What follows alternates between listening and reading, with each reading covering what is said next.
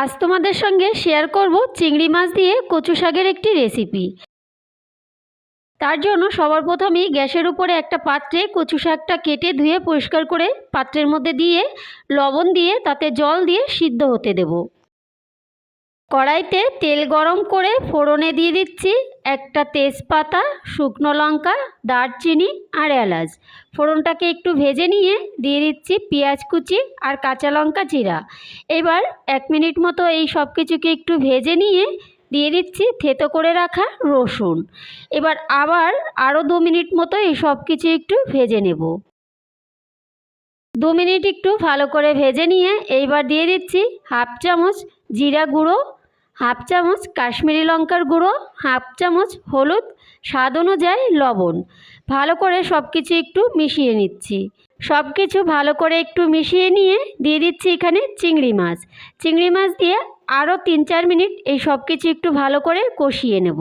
ভিডিওটি ভালো লাগলে লাইক, কমেন্ট, শেয়ার করবেন আর ফেসবুক থেকে দেখলে আমার ফেসবুক পেজটি ফলো করবেন। সব কিছু খুব ভালো করে কষিয়ে নিয়ে এইবার দিয়ে দিচ্ছি এখানে সিদ্ধ করে রাখা কচু শাক। সিদ্ধ করে রাখা কচু শাক দিয়ে খুব ভালো করে নাড়াচাড়া করে সব কিছু মিশিয়ে নিচ্ছি। আর এই সময় গ্যাসের আঁচটা বাড়িয়ে দিয়ে রাখবো। কচু শাক দিয়ে প্রচুর পরিমাণে জল বেরোয়, তো কচু শাকের জল টানাতে হলে এই সময় গ্যাসের আঁচটা কিন্তু অবশ্যই বাড়িয়ে দিয়ে রাখবেন। সব কিছু খুব ভালো করে নাড়াচাড়া করে মিশিয়ে নেওয়ার পর এখানে দিয়ে দিচ্ছি 4 টুকরো আম দিয়ে আবার একবার ভালো করে সব কিছু নাড়াচাড়া করে মিশিয়ে নেব। আর এই সময় কিন্তু গ্যাসের আঁচটা বাড়িয়ে রেখে এটা বেশ কিছু সময় রান্না করে নেব, যত সময় না কচু শাক দিয়ে পুরোপুরিভাবে জল টেনে যাচ্ছে আর কচু শাক দিয়ে তেল না ছেড়ে দিচ্ছে। কচু শাক আঠালো না হওয়া অবধি এভাবে অনবরত নাড়াচাড়া করে রান্না করতে থাকবো। অনেকটা সময় রান্না করে নেওয়ার পর এইবার কচু শাকে কিন্তু এখন আর কোনো জল নেই, জলটা পুরোপুরিভাবে টেনে গেছে। এই সময় আমি দিয়ে দিচ্ছি 1 চামচ চিনি।